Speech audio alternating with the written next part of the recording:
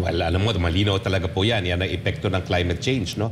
Mantakin mo, sa Mindanao dati, bihirang-bihira ang bagyo. Pero ngayon, abay, binabagyo na siya, lalo-lalo na pagpa-Disyembre na. Di ba napapansin ninyo? Siguro ilang taon na pag magdi-Disyembre, sinasalanta ng bagyong Mindanao, no?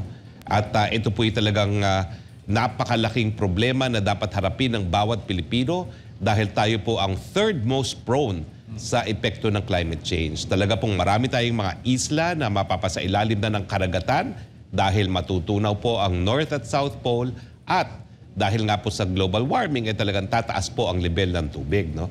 At ang masakit nito, mababago pa yung weather patterns. So yung nakikita po nating mga bubabagyo sa mga lugar dati na wala namang bagyo, yan po talaga ay epekto ng climate change. So kinakailangan po talaga ang buong daigdig magsama-sama, magkapit-bisig para bawasan po ang carbon dioxide emission.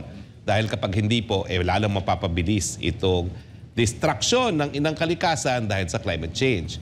Alam niyo po, natapos na yung COP conference, no, na ginanap nung kailan lamang at hindi nga po nakadalo doon ng ating presidente. No?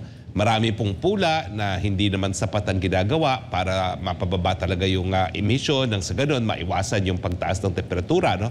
Pero ang naririnig ko po sa mga komperensyang na-attendan ko, mukhang inevitable na po talaga. So, kinakailangan natin yung mga mitigating na mga proyekto. Harapin na po natin ang problema. Ang DPWH talagang tutukan na natin yung pagtatayo siguro ng mga dams na kagaya ng tinayo ng mga Dutch. Dahil ang Dutch, ang Netherlands, ang Amsterdam, yan po ay below sea level, no?